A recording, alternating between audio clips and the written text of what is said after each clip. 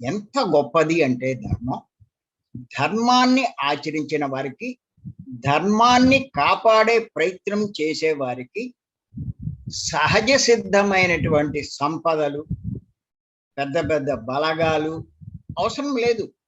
వాళ్ళు కనుక ఆ ప్రయత్నం చేస్తూ ఉంటే వారికి ఆటోమేటిక్గా అన్నీ సమకూరుతాయి.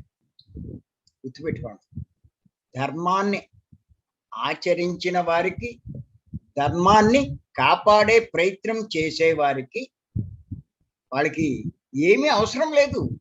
సహజ సిద్ధమైన సంపదలు, బలగాలు ఇలాంటివి ఏమీ అవసరం లేదు.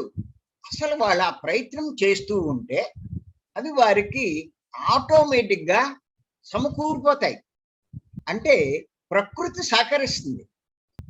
ఇంచేదంటే ధర్మాచరణ చేసేవారికి ప్రకృతి చేసే సహకారం ఇది. ఎందుకంటే దీనికి ఒక ఎగ్జాంపుల్ చెప్పుకోవచ్చు మనం. మీరు చూడండి, రామాయణంలో రాముడు ధర్మ స్థాపన కోసం, ఏమిటి ధర్మ? రాక్షస సంహారం. అలా ఆ పని చేసి ధర్మాన్ని కాపాడే ప్రయత్నం చేశాడు.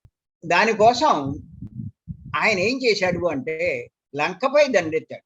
లంకపై దండెత్తినప్పుడు భరతుడికి కబురు పెట్టి సైన్యాన్ని ఏం రప్పించుకోవాలా, తన సైన్యాన్ని ఒక్కడే ఆ ధర్మాన్ని కాపాడే ప్రయత్నం చేశాడు.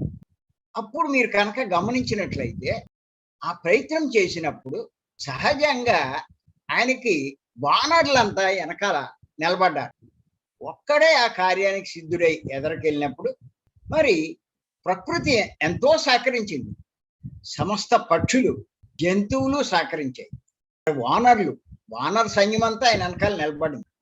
అలాగే ఆ రామసేతు నిర్మాణం చేసినప్పుడు వానరులంతా అవన్నీ చేస్తూ ఉంటే ఉడతలు కూడా ఆయన నడుస్తే కాలు నొప్పి లేకుండా అవి కూడా సహకరించింది.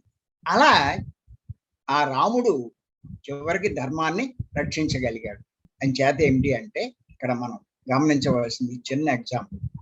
మనం కూడా ధర్మంగా జీవిస్తే మీరు ఏది కోరుకోకలా, ఏది అడగకలా ఏమీ లేదు, అన్నీ మనకు సహకరిస్తాయి అన్నది బాగా గుర్తుపెట్టుకోండి.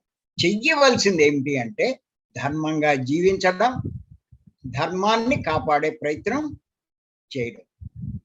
ఇది మనకు కావాల్సింది. ఇది అర్థం చేసుకుంటే చాలు.